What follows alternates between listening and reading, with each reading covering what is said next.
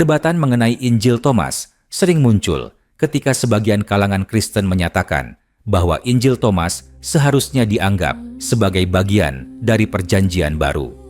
Klaim ini biasanya didasarkan pada anggapan bahwa Injil Thomas memuat perkataan yang dinisbatkan kepada Nabi Isa dan dianggap mencerminkan ajaran awal kekristenan.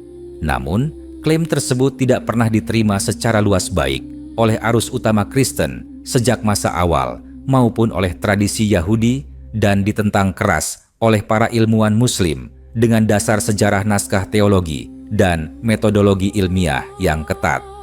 Dalam tradisi Kristen arus utama, Perjanjian Baru terdiri dari kitab-kitab yang sejak abad pertama dan kedua telah diterima oleh komunitas gereja luas melalui konsensus yang panjang dan penuh perdebatan. Injil Thomas tidak termasuk dalam daftar tersebut. Kitab ini tidak pernah masuk ke dalam kanon resmi yang ditetapkan melalui konsili-konsili gereja awal. Naskah Injil Thomas sendiri baru dikenal secara luas pada abad ke-20 ketika ditemukan di Nag Hammadi Mesir dalam bahasa Koptik dengan fragmen Yunani yang lebih tua namun sangat terbatas. Fakta penemuan ini saja sudah menunjukkan bahwa Injil Thomas tidak beredar luas di komunitas Kristen awal sebagaimana Injil Matius, Markus, Lukas, dan Yohanes. Dari sisi isi Injil Thomas sangat berbeda dengan Injil kanonik. Ia tidak memuat kisah kehidupan kelahiran mukjizat penyaliban dan kebangkitan Nabi Isa.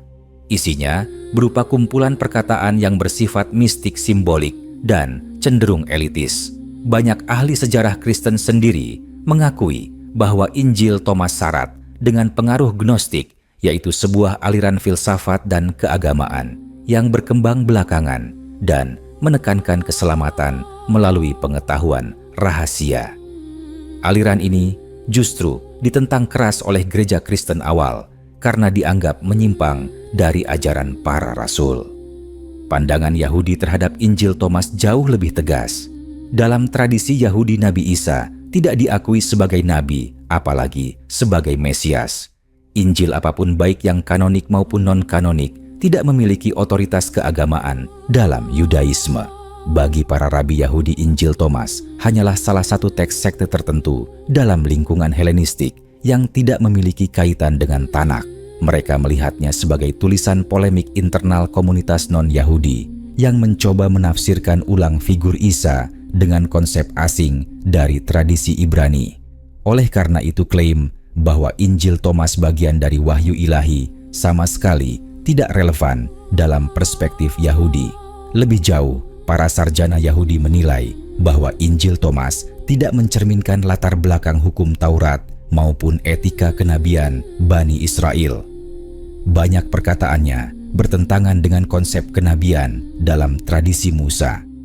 Ini menjadi alasan tambahan mengapa Injil Thomas tidak pernah dan tidak akan diakui dalam kerangka wahyu menurut Yudaisme. Bantahan paling keras terhadap klaim Kristen tersebut datang dari ilmuwan Muslim. Dalam Islam, Nabi Isa adalah seorang nabi besar yang diutus kepada Bani Israel dan menerima wahyu asli dari Allah yang disebut Injil. Namun Islam menegaskan bahwa Injil yang asli tidak lagi ada dalam bentuk teks yang murni. Kitab-kitab Injil yang ada sekarang, baik kanonik maupun non-kanonik, dipandang sebagai catatan manusia yang bercampur antara kebenaran dan penyimpangan. Oleh karena itu, tidak ada satupun Injil yang dapat diklaim secara mutlak sebagai wahyu otentik. Para ulama Muslim seperti Ibnu Hazm al-Andalusi menekankan bahwa validitas sebuah kitab suci harus didukung oleh sanad yang jelas, kesinambungan transmisi, dan kesesuaian dengan akal sehat serta wahyu sebelumnya. Injil Thomas gagal memenuhi seluruh kriteria ini. Tidak ada rantai periwayatan yang dapat diverifikasi dari Nabi Isa hingga penulis Injil Thomas. Nama Thomas sendiri hanya dinisbatkan secara klaim tanpa bukti historis yang kuat.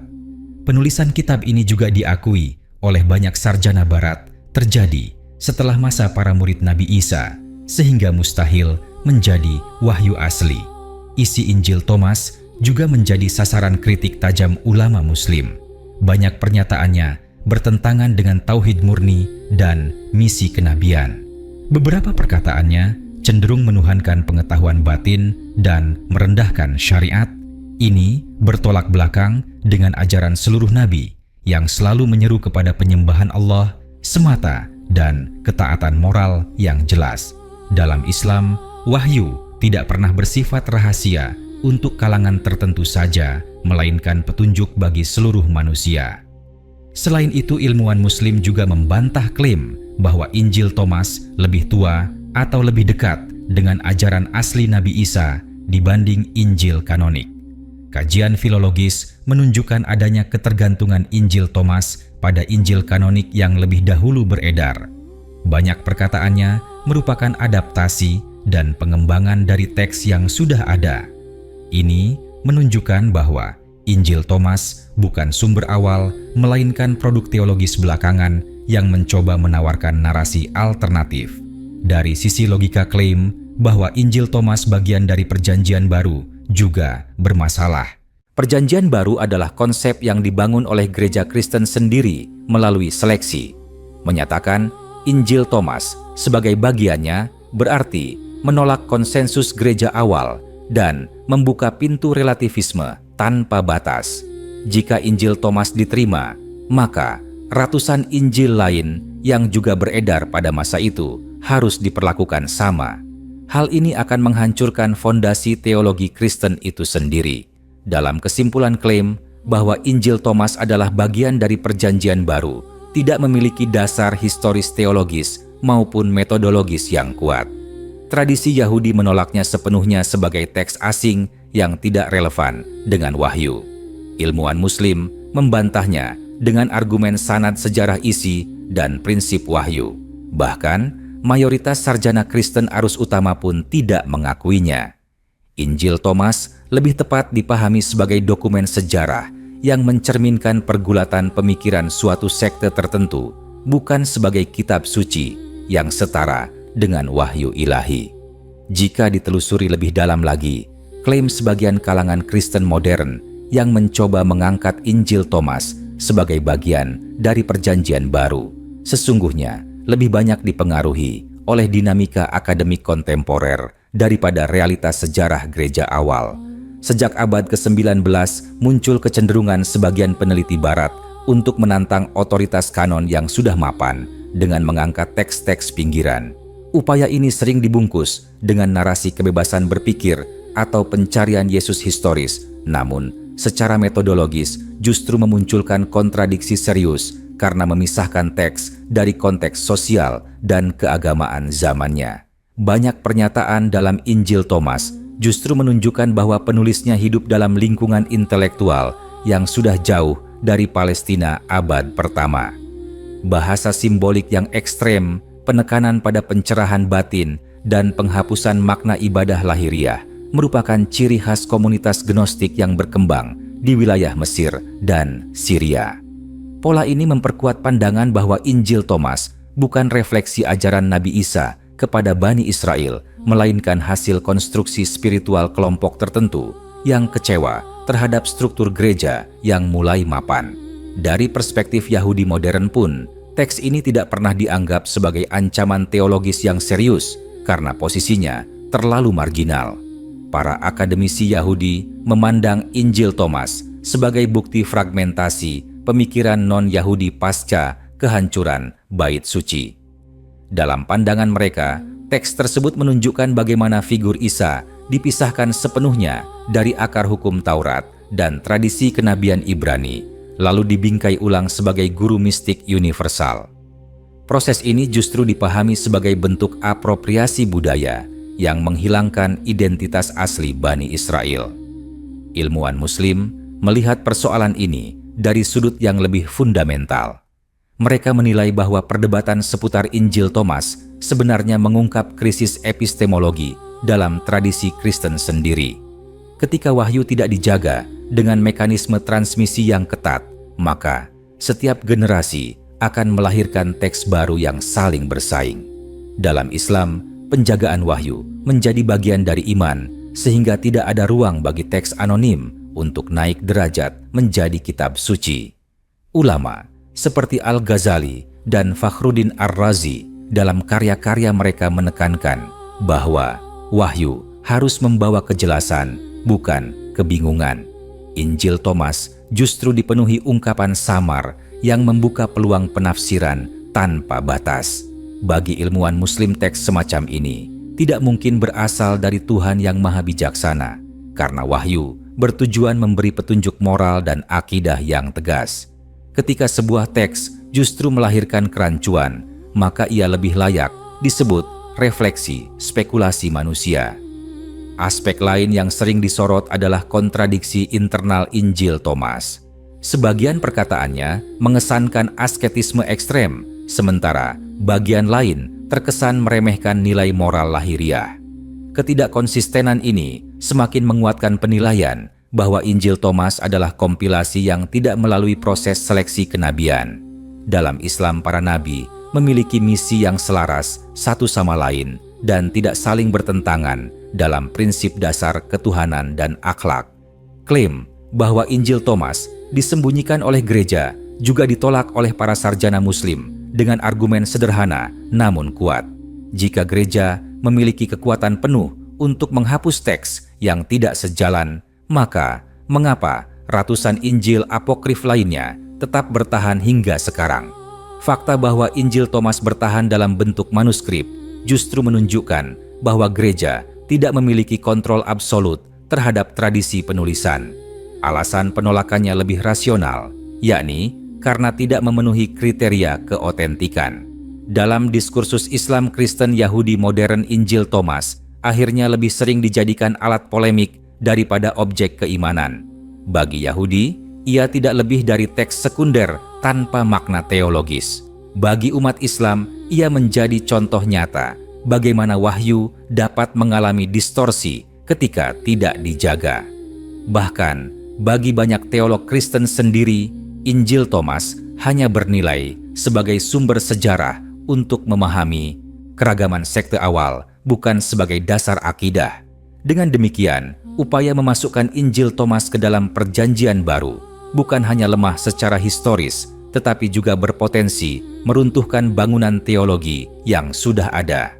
Dari sudut pandang ilmuwan Muslim, klaim tersebut menunjukkan kegambangan dalam menentukan mana wahyu, mana tradisi, mana spekulasi. Islam menawarkan posisi yang lebih konsisten dengan mengakui kerasulan Nabi Isa, menghormati wahyu yang beliau bawa, dan sekaligus menolak semua teks yang tidak dapat diverifikasi kebenarannya.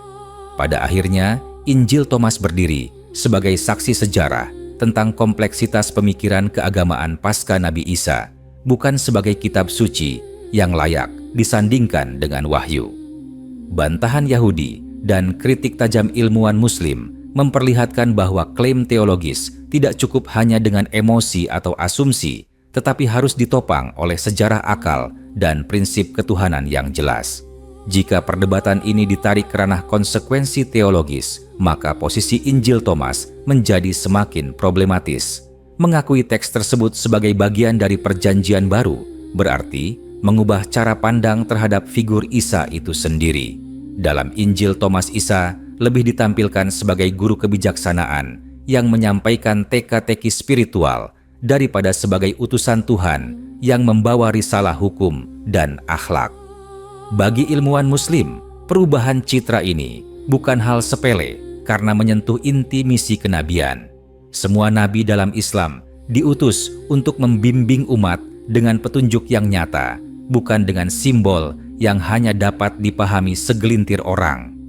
Dalam kajian perbandingan agama, para sarjana Muslim juga menyoroti bahwa Injil Thomas tidak memiliki dampak sosial sebagaimana kitab wahyu seharusnya.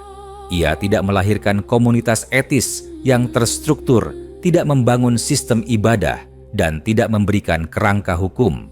Teks ini lebih berfungsi sebagai bacaan kontemplatif individual.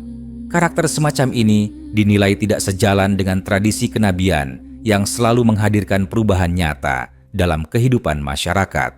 Pandangan Yahudi kontemporer semakin menegaskan posisi marginal Injil Thomas. Bagi mereka, teks tersebut justru memperlihatkan keterputusan total dari tradisi Ibrani. Tidak ada rujukan kuat terhadap sejarah Israel hukum Musa atau janji ketuhanan dalam tanah. Hal ini membuat Injil Thomas dipahami sebagai produk budaya religius asing yang tumbuh di luar tanah dan bahasa para nabi Bani Israel. Dengan demikian, klaim kesucian wahyu menjadi tidak relevan sejak awal. Ilmuwan Muslim juga menekankan perbedaan mendasar antara konsep ilmu dalam Injil Thomas dan konsep ilmu dalam Islam. Injil Thomas mengaitkan keselamatan dengan pengetahuan tersembunyi yang harus ditemukan melalui pencarian batin. Dalam Islam, ilmu adalah cahaya yang diberikan Allah melalui wahyu dan akal sehat yang lurus, serta dapat diakses oleh seluruh manusia. Keselamatan tidak bergantung pada teka-teki rahasia, melainkan pada iman amal saleh dan keadilan. Perbedaan ini menunjukkan jurang teologis yang tidak mungkin dijembatani. Dari sisi metodologi, sejarah klaim keabsahan Injil Thomas juga menghadapi kesulitan serius. Tidak ada bukti bahwa teks ini dibacakan secara luas dalam ibadah komunitas awal. Tidak ada kutipan otoritatif dari generasi murid yang dikenal luas. Ketika sebuah teks tidak hidup dalam praktik keagamaan, maka legitimasinya sebagai kitab suci menjadi sangat lemah. Hal ini berbeda dengan Al-Quran yang sejak awal dihafal, dibaca, dan diamalkan secara kolektif. Sebagian apologet Kristen mencoba berargumen bahwa Injil Thomas memberikan sudut pandang alternatif yang sah. Namun, bagi ilmuwan Muslim keberagaman, sudut pandang tidak otomatis berarti kebenaran wahyu. Wahyu bersifat konsisten dan terjaga, sedangkan variasi ekstrim justru menunjukkan campur tangan manusia. Disinilah Islam melihat perbedaan antara sejarah agama dan agama itu sendiri. Tidak semua yang tertulis dalam sejarah keagamaan dapat diangkat menjadi wahyu. Dalam diskursus modern, Injil Thomas sering dijadikan simbol kritik terhadap otoritas gereja. Namun, kritik terhadap lembaga tidak serta-merta membenarkan teks yang dikritisi. Ulama Muslim menilai bahwa penggunaan Injil Thomas lebih bersifat ideologis untuk mendukung agenda tertentu daripada didorong oleh pencarian kebenaran. Ketika teks dijadikan alat polemik, maka objektivitas ilmiah sulit dipertahankan. Akhirnya perdebatan ini menegaskan satu hal penting, yaitu perbedaan cara Islam, Yahudi, dan Kristen memandang wahyu. Yahudi menutup kanon mereka, sejak lama Islam menjaga wahyu melalui transmisi yang ketat, sementara Kristen mengalami proses seleksi panjang yang menyisakan banyak teks di pinggiran. Injil Thomas berada di wilayah pinggiran tersebut. Bantahan ilmuwan Muslim dan penolakan Yahudi menunjukkan bahwa teks ini tidak memiliki landasan kuat untuk diangkat sebagai bagian dari wahyu ilahi. Dengan demikian, Injil Thomas lebih tepat diposisikan sebagai dokumen sejarah pemikiran religius, bukan sebagai kitab suci. Ia mencerminkan pencarian spiritual sebagian komunitas tertentu, namun gagal memenuhi standar kenabian. Dari sudut pandang Islam, klaim kesuciannya justru memperlihatkan rapuhnya fondasi otoritas teks jika tidak dijaga sejak awal. Perdebatan ini pada akhirnya menguatkan keyakinan bahwa wahyu sejati selalu hadir dengan kejelasan penjagaan dan dampak moral yang nyata bagi umat manusia. Jika ditinjau dari sudut pengaruh filsafat asing, maka karakter Injil Thomas semakin tampak sebagai produk sinkretisme. Banyak ungkapannya sejalan dengan gagasan dualisme Yunani yang memisahkan dunia materi dan dunia ruh secara tajam. Tubuh sering dipandang sebagai penghalang, sementara pengetahuan batin dianggap jalan utama keselamatan. Dalam tradisi kenabian baik menurut Yahudi maupun Islam, pandangan seperti ini tidak dikenal. Para nabi justru menempatkan kehidupan jasmani dan ruhani dalam keseimbangan melalui hukum ibadah dan akhlak. Ilmuwan Muslim menilai bahwa masuknya unsur filsafat Helenistik ke dalam Injil Thomas menjadi indikasi kuat bahwa teks ini lahir di tengah interaksi budaya yang kompleks jauh setelah masa Nabi Isa. Wahyu tidak lahir dari kompromi pemikiran, melainkan dari perintah Tuhan yang jelas. Ketika sebuah teks mencerminkan percampuran ide dari berbagai sumber, maka keasliannya sebagai wahyu patut dipertanyakan. Dalam kajian naskah para sarjana, juga mencatat bahwa redaksi Injil Thomas tidak stabil. Variasi bacaan antara fragmen Yunani dan versi Koptik menunjukkan adanya proses penyuntingan berulang. Hal ini berbeda dengan kitab suci yang dijaga melalui hafalan dan penulisan seragam.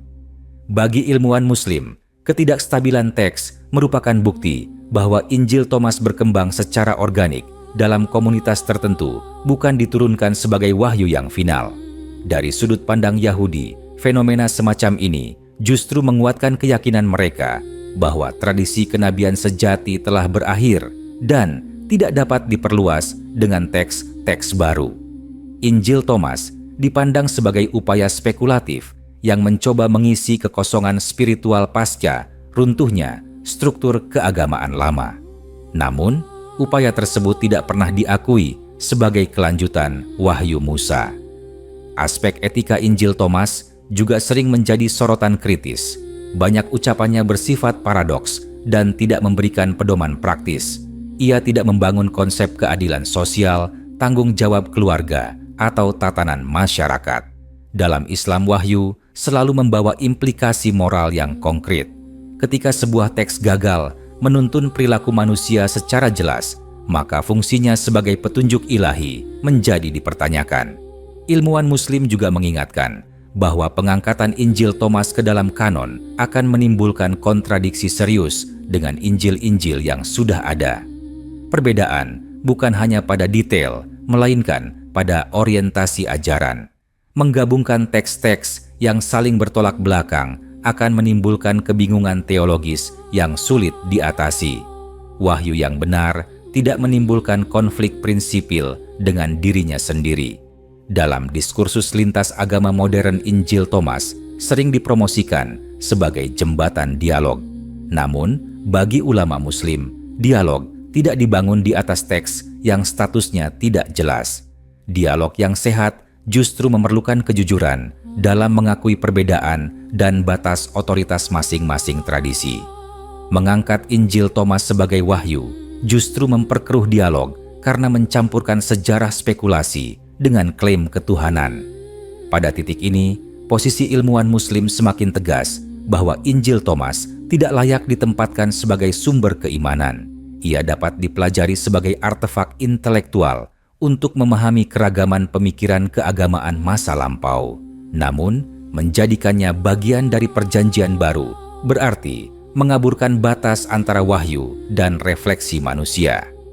Pandangan Yahudi dan kritik Islam pada akhirnya bertemu pada satu kesimpulan bahwa wahyu tidak lahir dari kebingungan kolektif.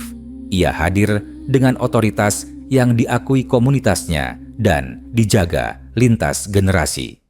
Injil Thomas tidak memenuhi syarat tersebut. Ia muncul di pinggiran sejarah tanpa pengakuan luas, tanpa transmisi yang jelas, dan tanpa dampak normatif yang kuat. Dengan demikian, lanjutan perdebatan ini semakin memperlihatkan bahwa klaim kesucian Injil Thomas lebih merupakan ekspresi kegelisahan spiritual modern daripada fakta sejarah.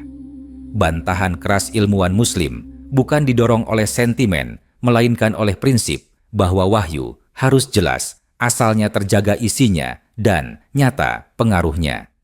Dalam kerangka ini, Injil Thomas tetap berada di luar wilayah wahyu dan berada sepenuhnya dalam ranah teks manusia.